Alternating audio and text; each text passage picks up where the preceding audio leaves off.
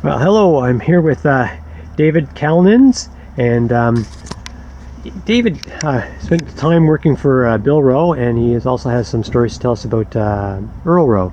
But first thing is, he's going to tell us how he ended up in Earl Rowe's house. So I guess your mom and dad were met in Germany. Yeah, Can you? in Germany at the Nuremberg trials. My dad was one of the soldiers bringing the prisoners out for their trials. Yeah. And anyways, he was doing that, and one day he went outside, and there was a stadium kind of place, and my mom was sitting in the bleachers reading a book, and I guess he tried to talk to her, and she kind of ignored him, and so this went on for a bit, and finally they got together. They got married, and in I guess in 1954, they came to Canada. Okay. Came by boat. Now, why did they come to Canada? I think from what I understand, they were sponsored by Mr. Earl Rowe. He was looking for farm labor? Looking for farm labor and people to work on the farm. So they came over and they, got here. And my mom would do, she didn't speak, well, either one of them didn't speak English. My dad was Latvian. And then mom was German. She did speak a little bit. But she did housework and housekeeping for, Mrs. Rowe, and then Dad would work in the stables and do the farm work. Now, you said they lived in the back of the house, eh? Yeah, when they first came, they had a little bit of an apartment in the back of the house at Mr. Rowe's, and that's where they stayed, and were there for a little while. Yeah. When they started a family, then they started actually working for Mr. Bill Rowe. He took them on, and which was Mr. Earl Rowe's son, and started working there on the farm, which was next door actually. Yeah, but the farm was next door, and then you lived across the street from Bill Rowe's place. Yeah, I think my dad, and now I'm starting to remember too. There was different places that they did live that Mr. Rowe had. Okay. But eventually, when I was born, I was born on Highway 27 on the 13th down here where Scott Rowe has his horse farm. Yeah. And that's where I was born. The racetrack wasn't there at the time. It was just had beef buildings and stuff like that when I grew up. And then we moved to Newton Robinson. After that, there was a bit of a change up. And we lived across from Mr. Bill Rowe. Yeah, okay. And that's when Mr. Earl Rowe got the farm on 27, and he put his racetrack in and horse barn in. So, So when your dad started working for Bill Rowe, what kind of farming was Bill doing? He had the horses too, mainly brood mares on the farm at that time, and then some beef cows, cow-calf operation, and sheep. He had about a 30, when I remember as a kid, about a 30 ewe flock of sheep. Right, okay. So we had lots there to do. And it was all manual labor, all small square bales. Yeah. Everything was done, like all the stable cleaning was done with a pitchfork and stable cleaner and that. Yeah. Right.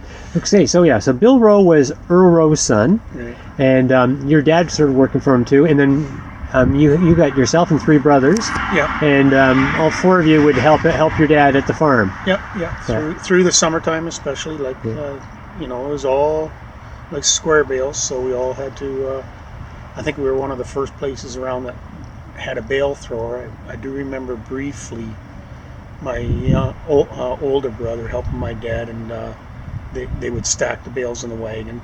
Yeah. But I remember that for a few years, and then after that, Mr. Rowe, Bill Rowe bought a bale thrower, and then that's what we would do is the hay and the straw, and fill all the barns with whatever we needed, for the year. Yeah. So, and then in the wintertime, I remember we used to help Dad cleaning out especially the horse stalls. We would clean them out on the weekends, and that was our job on Saturday. Okay. Saturday morning, Saturday afternoon, we'd get in there and muck out the horse pens and that, and bed them up and have the feed down. We had an area where we probably have 20 square bales of hay and a bit of straw, throw it down, and had the oat roller would grind up the grain and a box underneath it for a few days, anyways, of supply there. So Yeah. So I take it you probably went to the Newton Robinson School. Is that where you went? okay, no, No. I didn't go. My two older brothers went there, I think, and I think they were there the last year, Okay. and that when it was closed. And then it was closed down In what year would it close? in the 60s. Okay. Yeah. Early 60s. Early 60s. I think it was. Okay. And then, and then Mr. Earl Rowe bought it, I think, and used it as apartments. Yeah. So, Okay. So where did you go to school then? First school I went to was when I lived down here. I was Yeah. old enough for my first 3 grades. Went to Tech North. Okay. And then when we moved, we went to Sir William Osler out of Bond Head. Okay. Outside of Bond Head there. And Gotcha. from grade 4 on, that's where I went. Okay. Yeah.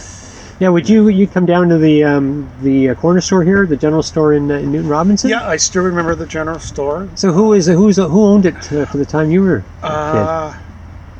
Do you I remember? remember the Hills owned it. Yeah. Audrey and I can't remember his name now. Okay. I remember they had a dog there, and every time we'd get cold cuts, the first slice of meat that would come off, or whatever you were getting, he'd have the dog right there, and he'd get it. Oh yeah. Okay. Yeah.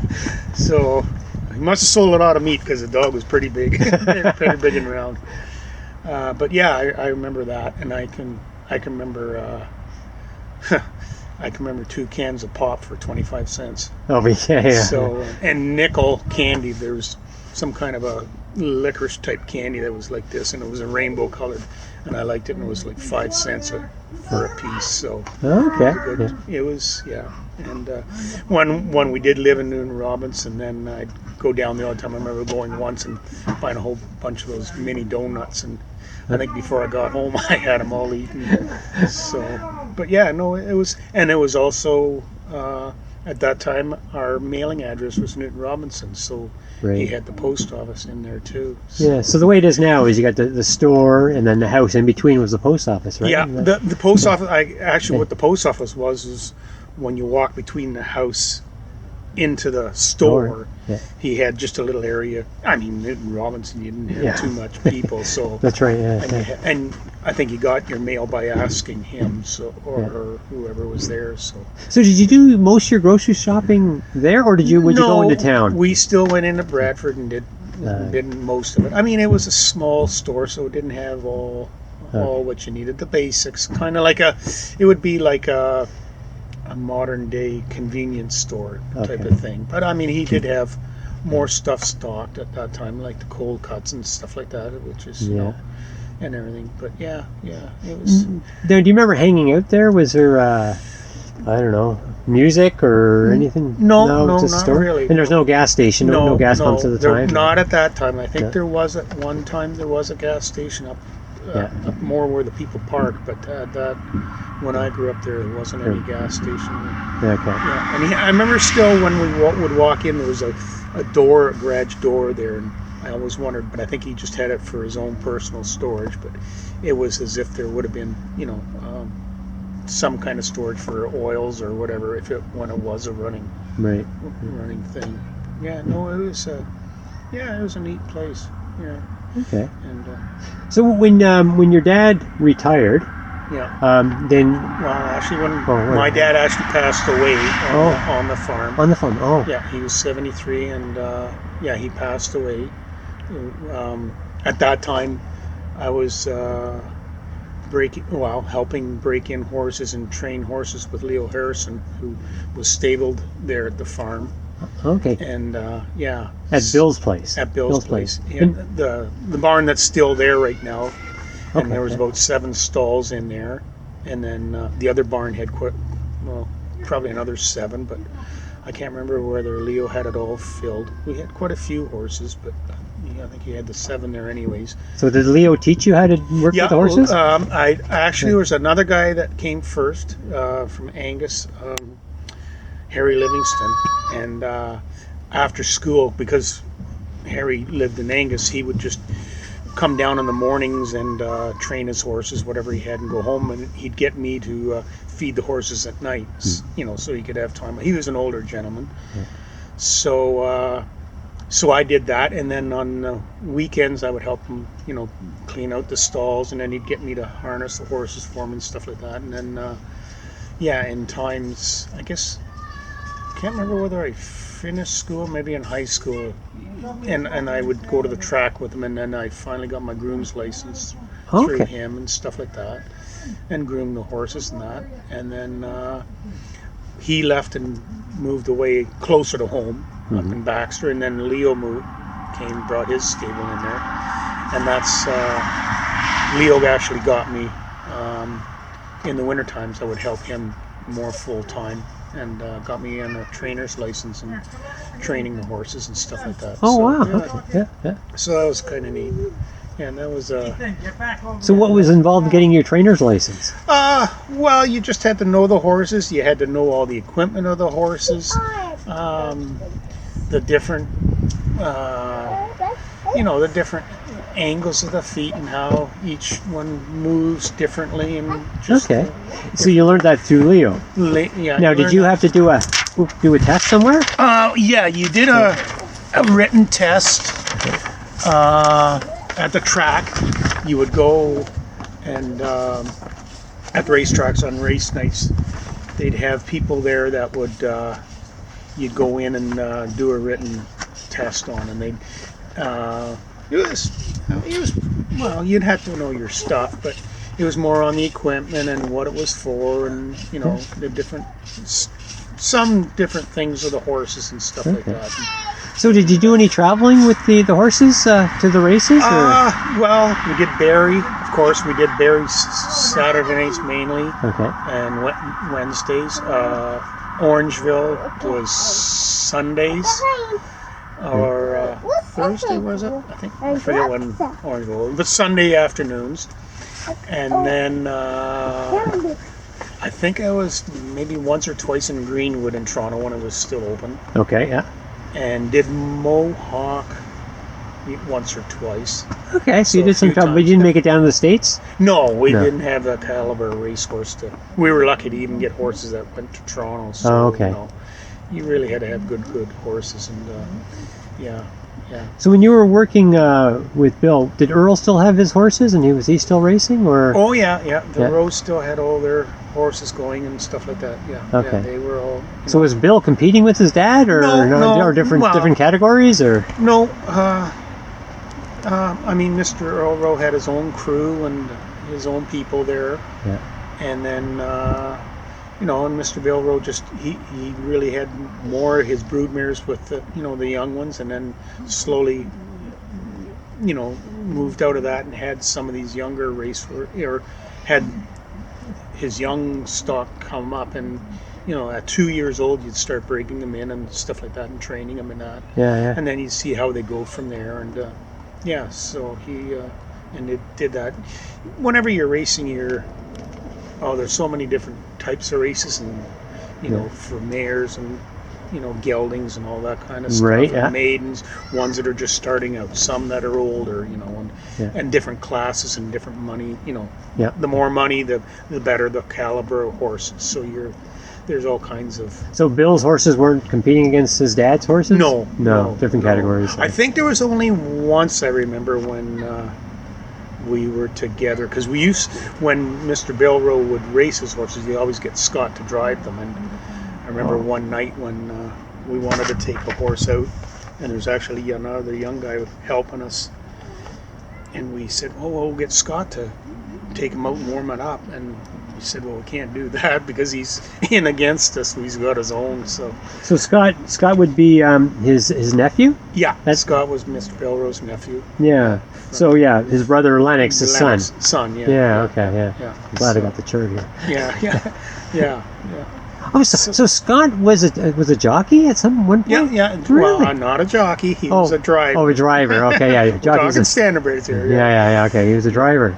Driver. Yeah. Scott had quite a few years. I don't know how many, but he had quite a few years. He was in the silks. Yeah. Oh, yeah. Oh, wow. Yeah. So how many years were you training horses? Off and on, because I did go to college, and I was grooming a little before that, And I guess that's actually when Leo moved in. Probably 4 years. Okay. I guess I'd be Okay, 3 or 4 years. 4 Okay. years. Yeah. Yeah. And then what happened? What would happen then? Well, Mr. Rowe sold the farm where we lived, Okay. where my brothers were, and then I took a job, and things slowed down a bit. Yeah. And I took a job and worked on a dairy farm. Moved up around the Barrie area, Shanty Bay, Right. and worked Okay. on a dairy farm. You said for what, about 7 years or so? About 7 years I worked there. Okay. Yeah. So Bill Rowe sold the house that you and your brothers were living in. Yeah. And your brother, you said a couple of your brothers moved into the old schoolhouse. Yeah, they moved into the north end of the schoolhouse. And so 2 brothers? Yeah, 2 brothers. Yeah. So Mr. Earl Rowe had bought that and converted the school into a couple of apartments, and 2 of your brothers lived there. But you said not for too long. Not too long. Probably the summer or something like that, because my brother did go and work. Younger brother went and worked on a potato farm in Alliston. Okay. Yeah. Over that way. So and then they moved over. I guess it was Lyle. I think I remember going to once. They moved into a place in Lyle. Okay. So, not too far from. So anyway, so you worked up at a dairy farm up in Shanty Bay. Yeah. For about 7 years. Yeah. And, it was good. So that must have been different than working with horses. Well, it was. You're still working close with animals and stuff like that, and it was good. What I missed most was working outdoors. The winter times were good because you were inside and there wasn't anything to do outside. But come springtime, I realized that I liked the outdoors, and I liked this. So on the dairy farm, everything was inside, so the cows weren't out. Well, yes, we did milk them, and then we let them out. They had like a lean-to section, and we would feed them out there, haylage. Yeah. And then I'd go have breakfast or whatever, and then come back and I'd clean the barn out, whatever had to be done, run the stable cleaner every day. Yeah. We had some calves along one wall, and every other day I'd clean their stall out and bed them up. Mm-hmm. So there's about probably 2 hours worth of work cleaning and getting everything tidied up and everything like that. And then I'd bring them back in, and if it was summertime, there was a little pasture, probably 5 acres, and they'd stay out there all day, and then we just feed them outside the haylage. And then in the wintertime, or when it got colder or wetter, we would bring them in and tie them, put them back in there. It was a tie stall barn. Okay. So we'd have them in their little, each stanchion or whatever, 40. It was a 40 cow herd. Okay. Yeah. And then so we did that, and then that would bring me up to lunchtime. Like that was enough work if you had to clean and do everything till noon. Right. And then in the wintertime, I would take just a pair of clippers, what you'd cut hair with, and trim their udders, any hair on the udders and stuff like that. Yeah. Just keep them nice. And we kept them clean. That's what the purpose of it was. Yeah. Keep the udder clean from any manure or anything like that would stick on them. Right. And just go around and, put some straw or anything bedding in the gutter cleaner, because if they dropped their tail in it, they'd get all sloppy. So we just try to keep them as clean as we could that way, and stuff like that. And when you say you're working for Bill Rowe, he had, other than horses, you said he had some sheep and cat. He had cattle too, right? Yeah. But no milking cows, or no milking. I don't remember a milking cow there.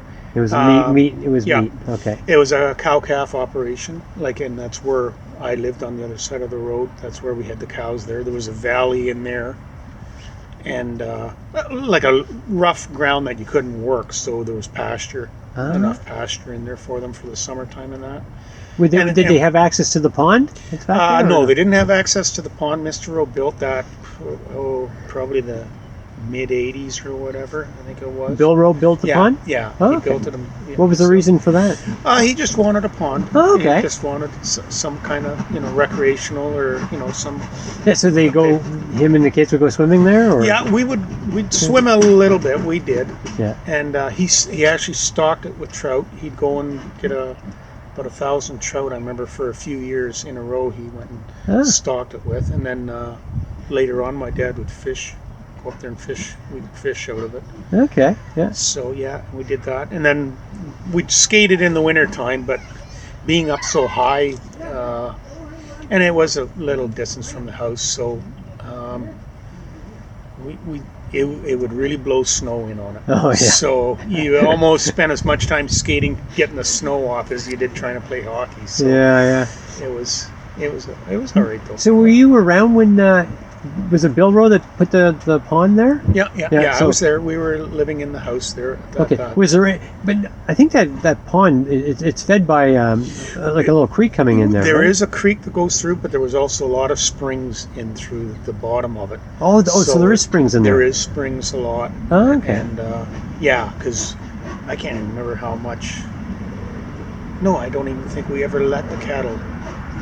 The cattle never did go in there to. Okay. So there was there was water there when he went to increase the size of it. Yeah. Okay. There was water. Any idea how deep he made the middle of it? You know. Yeah, it's probably 12 feet or better, because for trout to be in there, you want it cool. But I mean, being a spring fed, it would stay So cool. cool, yeah. And then being a naturally fed all the time too from the little creek, it is. Yeah, it is. okay. But yeah. And did he plant the trees that are along the south of it? Some of the ones, my dad and actually Gary Fraser was there at the time. They planted some of them. I think on the north side they did a few, and then I think Ron and a lady he knew at the time who bought the farm from us. Right. From Mr. Rowe. She planted a lot on the south side. Yeah, on the south side there's like a row of evergreens and maybe cedars. A few hardwoods in there. Yeah. I walked there. Okay. I asked Ron if I could go, and he let me. Well, he lets me go in there, and there's quite a few. It goes right to the back, so he did a good job. Planted a lot in it. Yeah. So. Yeah. So anyway, so you had cattle over there. So how many cows? There wouldn't be too many. We'd probably have about 16, maybe 20 at the most. Yeah. And there was the barn in Ashewell we did, because the water supply for our house came out of the barn. We would want to keep the barn warm. Oh. In keep some animals in there? Yeah, so we kept the animals. And that was the one thing that, being a kid and back in that time, they were all tied up in the winter. They were in stanchions, and it went like an L shape. Yeah. And then we would put the steers. There was pens in the middle. Yeah. And probably at one time there was pigs in there, but we put the steers in there, so there may be not that many, but 6 or 8, steers. There's 2 pens, one along the wall and one in the middle. And that was our job. That was every once in a while we'd have to clean them out. And it would be pen packed, so it was fairly solid manure. So there was when you were there was the 2 barns by the road, and then one a little bit further back, right? So there was like 3 barns there. On our side of the road. Yeah, on your side. Yeah. There was that old and that was the other thing. We used to park the pickup truck upstairs, and then down below we used to keep chickens and meat chickens in the summertime. Oh, okay. And lumber. We stored stuff down below. There was an area. I remember when we'd store lumber in there. Now these are the barns. You're talking about the barns closest to the road? No, this is the one. That's still it's still there. I don't know what Ron uses it for. A bit further back by itself, right? Yeah, it's off by itself. It's a small little. It's smaller, yeah. Smaller. I think at one time, because there is stabling. Well, not stabling, but there is things in there. It was probably a pig barn. Because there is a little trough in there. And but you didn't have any pigs when you were there, no? We never did. No, just steers. Yeah. So so that's what we had in there, and then the cows, of course.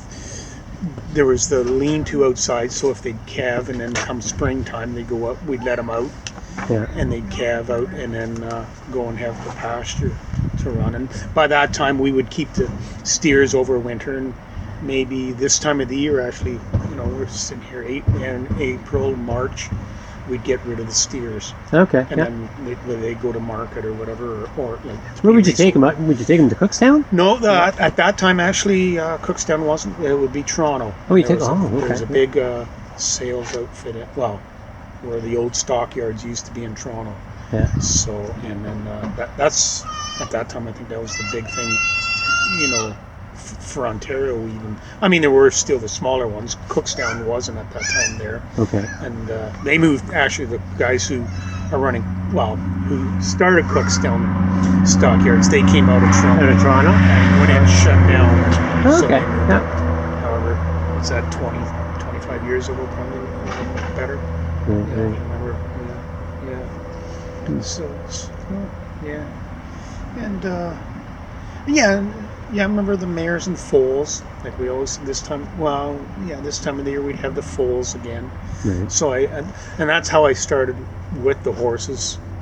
Up in Mr. Rowe, Bill Rowe would have the horses, and we'd, take care of them and stuff like that. Had some of them on the farm. Right. I think about half a dozen or so. So it was pretty neat.